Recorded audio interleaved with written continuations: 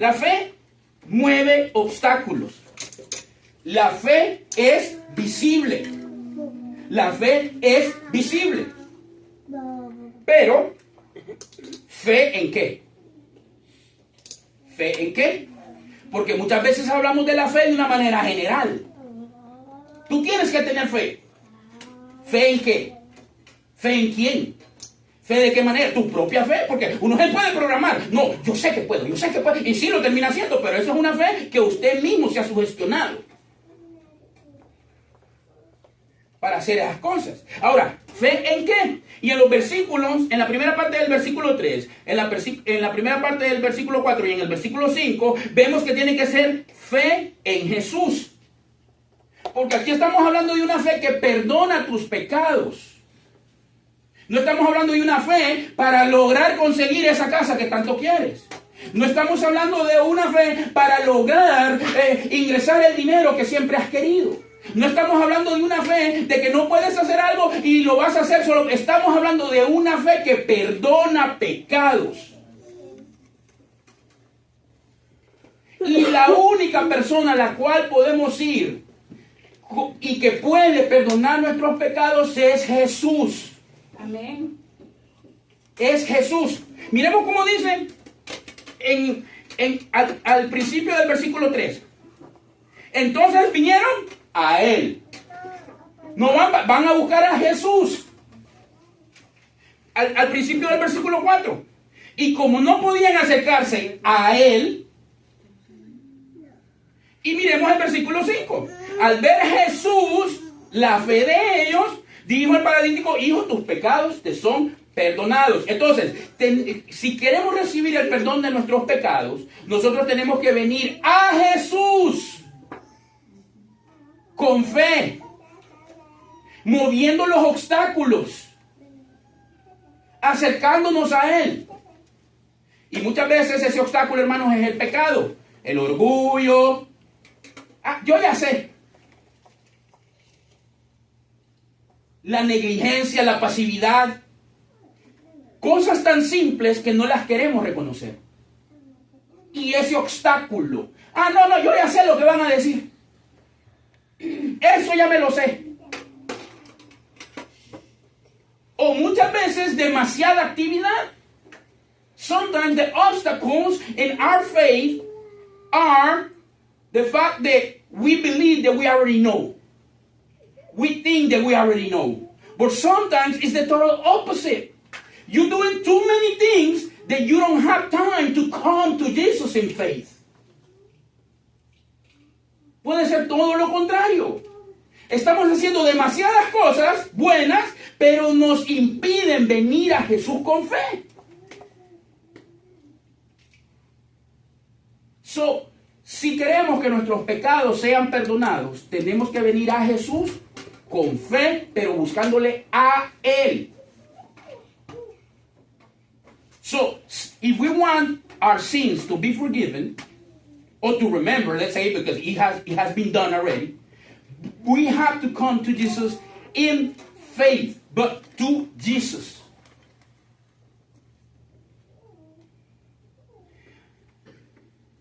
Ahora, now, hay diferentes tipos de fe, como estuvimos hablando ahorita. Hay una fe pasiva. I believe. Is it visible? Yo creo. ¿Es visible tu fe? Porque tú dices que crees, pero ¿es visible? O una fe intelectual. I know. Una fe intelectual también. Intellectual faith. Oh, yes, I know. I know that Christ died for my sins. Oh, sí, yo sé que Cristo murió por mis pecados. O una fe momentánea. Donde estamos orando. Cuando pasamos problemas, el problema pasa. Ya dejé de orar. Es una fe momentánea que depende de las circunstancias que estoy pasando. What type of faith do you have? ¿Qué tipo de fe tienes?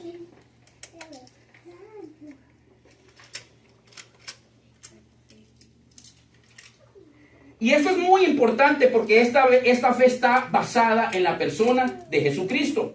Esta fe está basada en la persona de Jesucristo. Los testigos de Jehová tienen fe, los católicos tienen fe, los mormones tienen fe, los musulmanes tienen fe. Sin embargo, no pueden estar seguros de esa fe que tienen porque está fundamentada bajo sus propias creencias. Nuestra fe está fundamentada en quién es Jesucristo. Amén. No, yo no creo que Jesús es Dios. Y entonces, ¿cómo obtienes el perdón por tus pecados? ¿Cómo estás seguro que tus pecados han sido perdonados? No, es que yo tengo fe. ¿Fe en qué? Fe en Dios Padre. ¿Y cómo sabes que Dios Padre te ha perdonado? ¿Cómo sabes que Dios Padre ha perdonado tus pecados?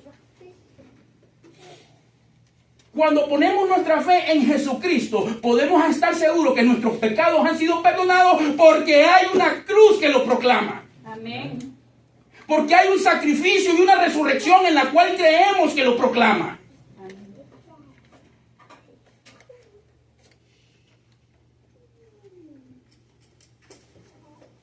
Ahora, muchas personas han proclamado que pueden perdonar pecados.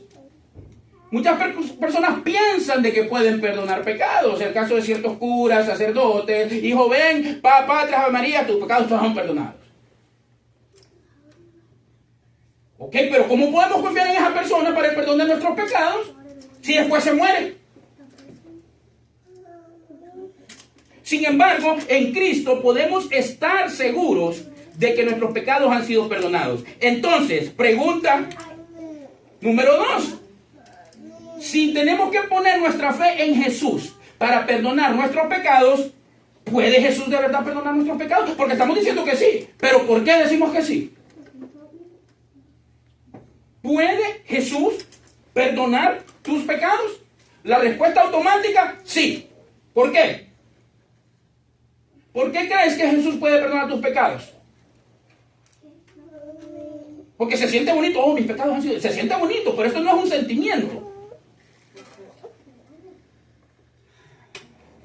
¿Quién es Jesús? ¿Quién es Jesús? Porque si nosotros vamos al versículo 6 y 7, nos vamos a dar cuenta de que solo Dios perdona pecados. Como dijeron los escribas que estaban ahí sentados en el versículo 6, dice, estaban allí sentados algunos de los escribas, los cuales cavilaban en sus corazones. Versículo 7, ¿por qué habla este así? Blasfemias dice. ¿Quién puede perdonar pecados si no solo Dios? Y tienen razón. Solo Dios puede perdonar pecados. Only God can forgive sins. So, el análisis que están haciendo es un análisis correcto. Entonces esto, ok.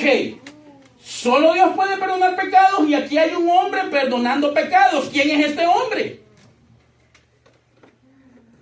Porque este hombre está diciendo cosas que solo Dios hace.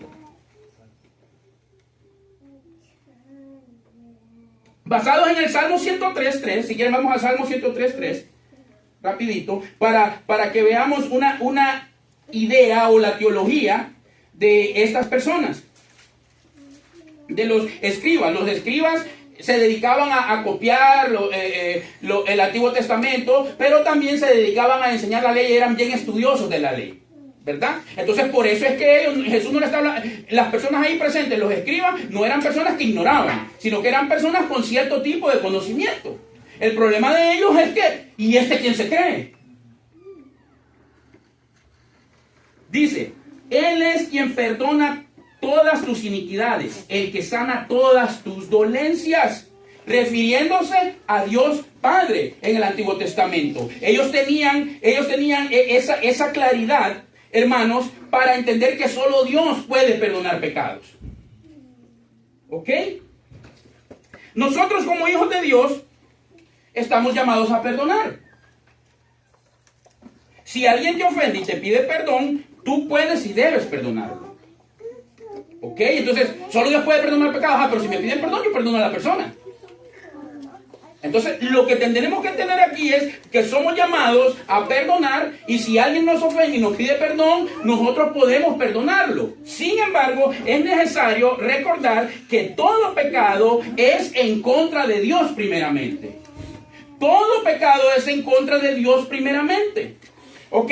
Por ejemplo, en el Salmo 51, no tenemos que ir ahí por cuestiones de tiempo, David dice, contra ti solo he pecado y he hecho lo malo delante de tus ojos.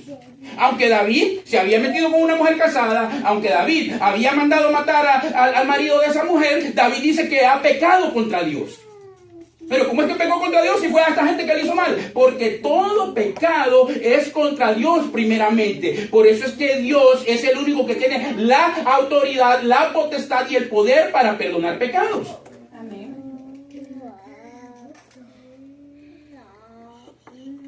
Cuando José estaba en la casa de Potifar, que una mujer se le estaba insinuando constantemente, se le insinuaba, José le dice, ¿cómo yo no voy a hacer esto? ¿Cómo voy a pecar yo contra Dios? Sí, cuando pecamos primeramente contra Dios. Todo pecado es una ofensa contra Dios. Por eso es que Dios es el que tiene que perdonarnos, primeramente. Pero ¿cómo sabemos que han sido perdonados nuestros pecados? Vemos también que Jesús aquí perdona los pecados del paralítico. Y vemos de que solo Dios puede perdonar pecados y Jesús está perdonando pecados. Y si nosotros vamos al versículo 8, vemos algo interesante de Jesús también. Porque solo Dios conoce los corazones. Sin embargo, Jesús, sin escuchar a los escribas, se da cuenta de lo que los escribas están pensando. Versículo 8. Y conociendo luego a Jesús en su espíritu, que cavilaban de esta manera dentro de sí mismo, les dijo, ¿por qué caviláis así en vuestros corazones? Interesante, cavilar ahí es pensar, analizar, pero con un propósito negativo, porque es como una especie de crítica interna, como una especie de juicio interno, como cuando alguien está haciendo algo y usted está, yo creo que lo está haciendo porque le conviene. Y tú piensas que Dios sabe eso que estás pensando, hermano. Dios sabe eso que piensas. Y es muy interesante porque aquí en ningún momento se nos dice de que los escribas le hablaron audiblemente a Jesús para decirle esto. Sin embargo, Jesús se da cuenta de los pensamientos que ellos tienen. ¿What? Perdona pecados y conoce los pensamientos de las personas. Entonces vemos cómo Jesús se va revelando. Ahorita ya nos estamos olvidando un poquito del paralítico, ha salido de la escena. Jesús se está revelando. Jesús quiere que le conozcamos. Se está revelando de revelación, no de revelarse de rebeldía, ¿no? Y miren lo que les dice. ¿Por qué caviláis en vuestros corazones? Vamos a ver al Salmo 139 para ver que esto que Jesús hace, hermanos, está relacionado con Dios Padre, con características que solo Dios Padre tiene. Salmo 139, y este es un salmo de mucha edificación, hermanos. De mucha edificación. Dice el Salmo 139, versículos del 1 al 4. Oh Jehová, tú me has examinado y conocido. Tú has conocido mi sentarme y mi levantarme. Has entendido desde lejos mis pensamientos. Has escudriñado mi andar y mi reposo, y todos mis caminos te son conocidos. Pues aún no está la palabra en mi lengua, y he aquí, oh Jehová, tú la sabes toda. Jesús también. Jesús se da cuenta de los pensamientos de esa gente sin que hablen. Volvamos a Marcos 2.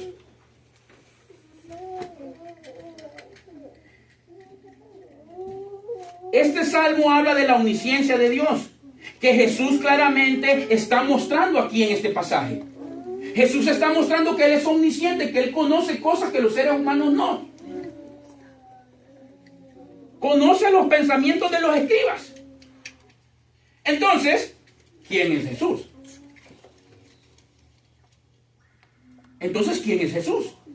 Porque toda nuestra fe la vida eterna, cómo vivimos en esta tierra, está relacionada con creer, entender y saber quién es Jesús. Porque es una fe que mueve obstáculos, es una fe visible, pero una fe en Jesús. Una fe en Jesús, no en el Jesús que tal vez te han anunciado en otro lado, en una secta, en una religión. El Jesús que se ha revelado a través de las Escrituras. El Jesús que se ha revelado a través de las Escrituras.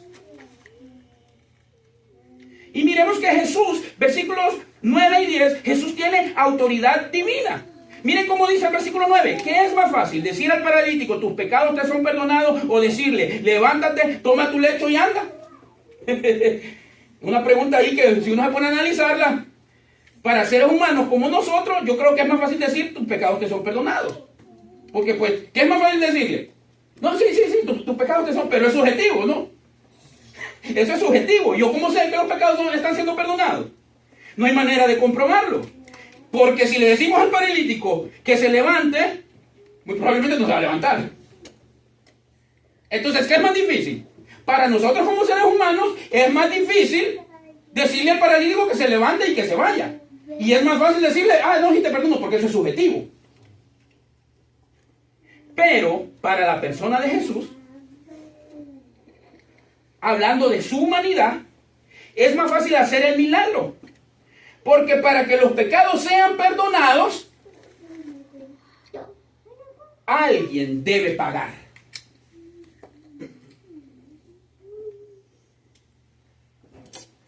Para Jesús es más fácil decir, levántate, es más fácil hacer un milagro. Porque para decirle, tus pecados te son perdonados, alguien tiene que pagar por esos pecados. Por eso es que vemos desde el Antiguo Testamento que sacrificaban animales por el perdón de los pecados el día de la expiación. Alguien debe de pagar. Tú eres el culpable. Tú eres el responsable. Por lo tanto, alguien tiene que pagar por tus pecados.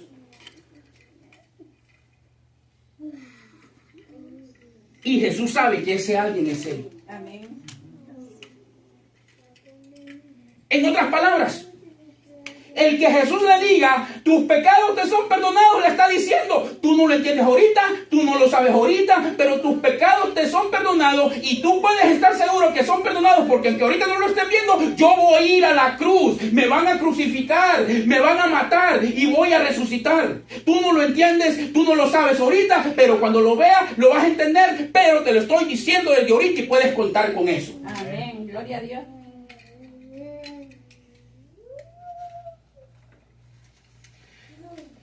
Y miren el versículo 10, pues para que sepáis que el Hijo del Hombre tiene potestad en la tierra para perdonar pecados, dijo el paralítico. Jesús se refiere a sí mismo ahí como Hijo del Hombre. Jesús está haciendo alusión a Daniel, capítulo 7, versículos 13 y 14. Vamos a Daniel, para entender esto del Hijo del Hombre. Recordemos que Jesús se está revelando.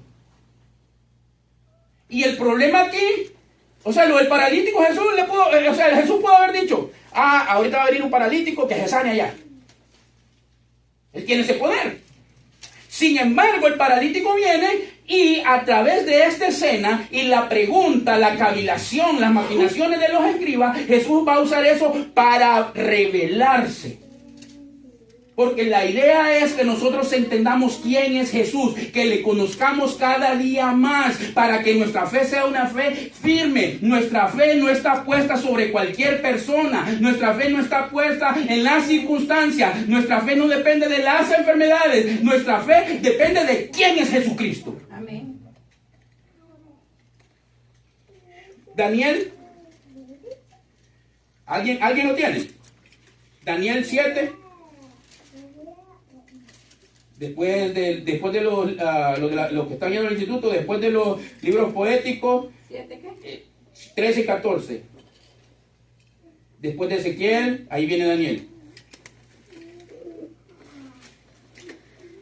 Esto es muy importante, Porque Jesús no es un hombre que apareció haciendo cosas bonitas. Miraba yo en la visión de la noche, y he aquí, con las nubes del cielo, venía uno como un hijo de hombre. Hagamos una pausa ahí. ¿Cómo dijo Jesús? Se llamó a sí mismo allá en Marcos, el Hijo del Hombre. Siglos atrás Daniel está hablando de un hijo de hombre. A ver, siga más. Venía uno como un hijo de hombre que vino hasta el anciano de días y le hicieron acercarse delante de él. Y le fue dado dominio, gloria y reino para que todos los pueblos, naciones y lenguas le sirvieran. Su dominio es dominio eterno, que nunca pasará, y su reino uno que no será destruido. Ok, volvamos a Marcos 2. Esta visión que ve Daniel, desde antes habla de un hijo de hombre al cual se le fue dada toda autoridad, todo reino, y que todo el mundo está bajo ese hijo de hombre. Y Jesús, en el versículo 10, se está refiriendo a sí mismo como el Hijo del Hombre. Jesús sabe quién es Él. Él tiene autoridad, Él tiene poder sobre todo reino, sobre cualquier cosa. Lo que pasa es que los escribas no lo saben.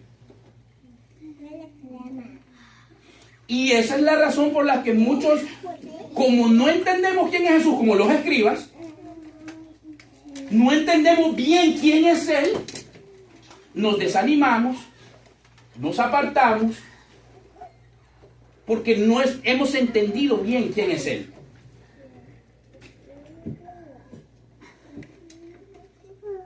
Notemos lo que Jesús dice en el versículo 10, que lo que va a hacer es como señal para que sepan que tiene autoridad para perdonar pecados. Miren cómo dice el versículo 10, pues para que sepáis que el Hijo del Hombre tiene potestad en la tierra para perdonar pecados. O sea, el milagro que va a hacer no es un milagro porque, ay, Jesús es una buena persona, es porque Jesús, ay, qué chido Jesús, ¿verdad? Qué bonito que te cura como un doctor. No, lo que va a hacer el milagro te va a servir como señal para que veas tú el poder de Él, para que sepas de que puedes confiar en Él. Ese es el propósito de los milagros.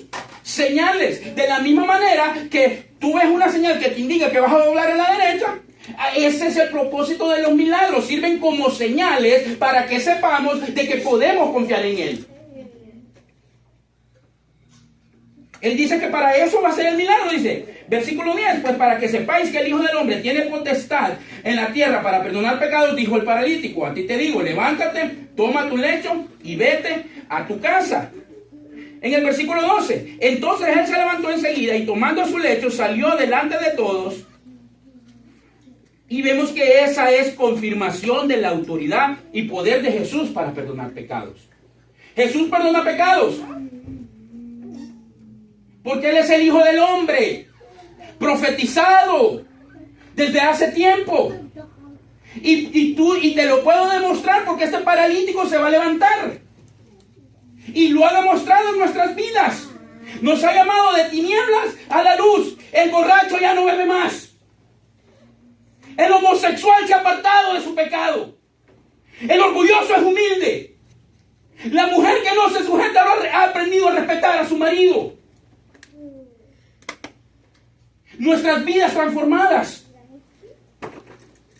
Nuestras vidas transformadas son señal de que Él tiene la autoridad y el poder para perdonar nuestros pecados. Si ha transformado nuestras vidas, podemos confiar en Él.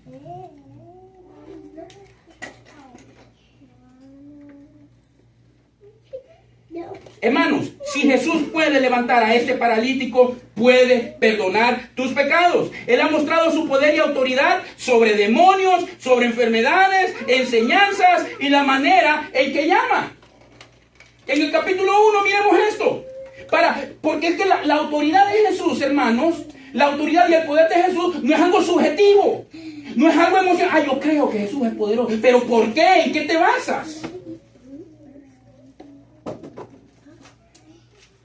Marcos 1, versículo 17. Miremos cómo Jesús tiene poder aquí sobre muchas cosas. Primeramente en el llamado. Dice, y les dijo Jesús, venid en pos de mí y haré que seáis pescadores de hombres. Y dejando luego sus redes, le siguieron.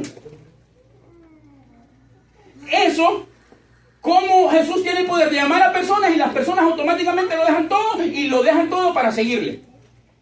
Jesús tiene el poder.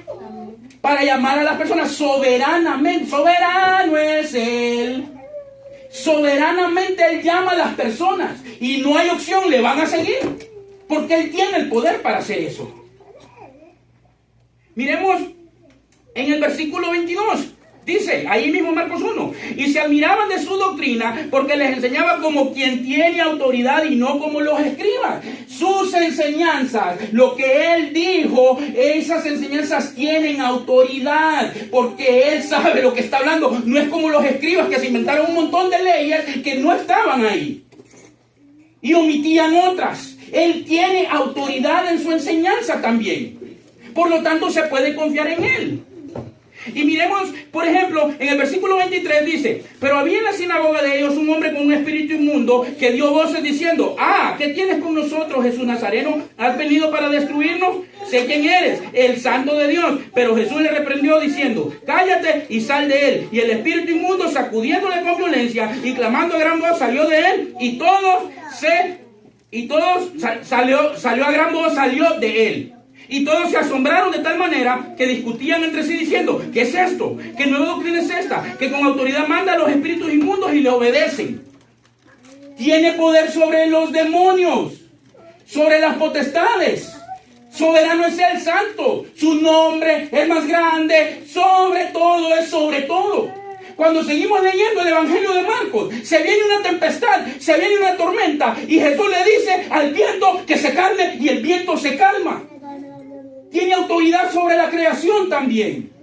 Entonces, el Evangelio de Marcos, hermanos, nos está mostrando, nos está revelando quién es Jesús. ¿Quién es Jesús? Y podemos confiar en Él. Y esto es muy interesante, porque en el tiempo que se escribió el Evangelio de Marcos, los cristianos estaban siendo perseguidos por el rey Nerón.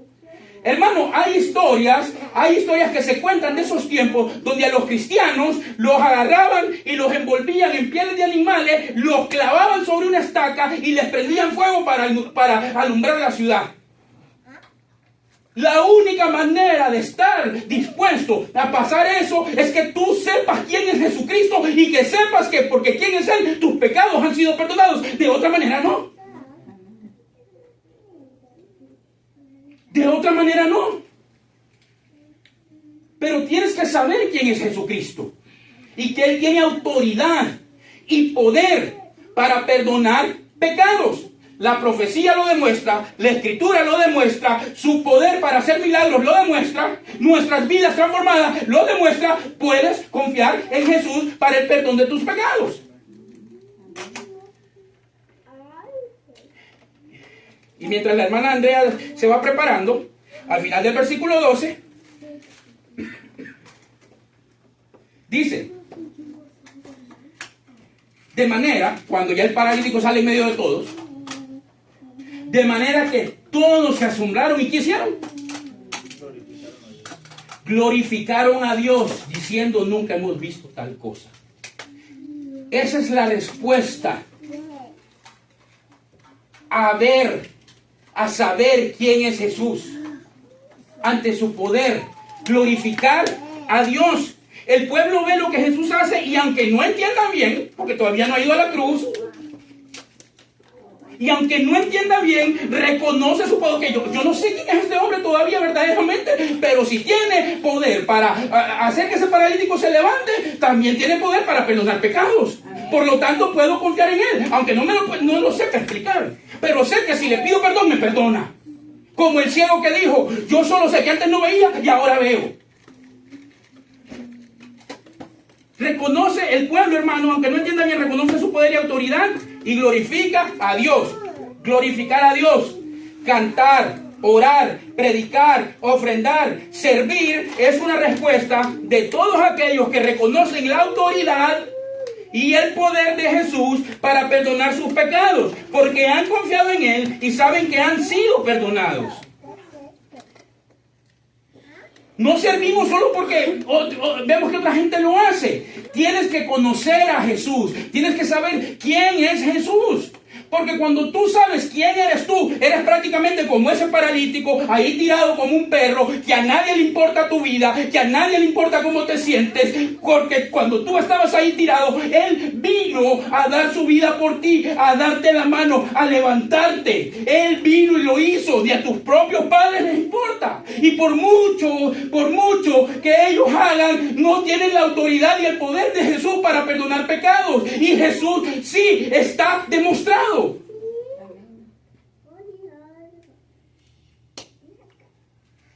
Glorifica a Dios, sírvele, canta, ora, involúcrate, proclama el perdón de pecados a la gente que lo necesita. Porque como leímos en Lucas, no he venido a llamar justos sino pecadores al arrepentimiento, porque los sanos no tienen necesidad de doctor, sino los enfermos. Amén, gloria a Dios. Cristo ha perdonado tus pecados, hermano. ¿Tienes esperanza? Adórale. Tu problema más grande está resuelto. Aunque sea difícil por lo que estamos pasando, pero tu problema más grande está resuelto. Adórale. Tu cuerpo puede estar paralizado, tu alma no, tus labios no. Adórale. Adórale cantando, testificando y proclamando el perdón de pecados a través de Cristo. ¿Has recibido el perdón de tus pecados? Ven a Cristo con fe. ¿Cuál es tu obstáculo? Muévelo y ven a Cristo con fe. ¿Crees en el poder de Cristo? Pídele que te perdone. La mayor enfermedad es el pecado y la mayor necesidad es que sea quitado. Para poder recibir el perdón de Dios, solo Cristo tiene la autoridad y el poder para hacerlo. Vengamos a Él con fe. Podemos confiar en Él. Alabémosle.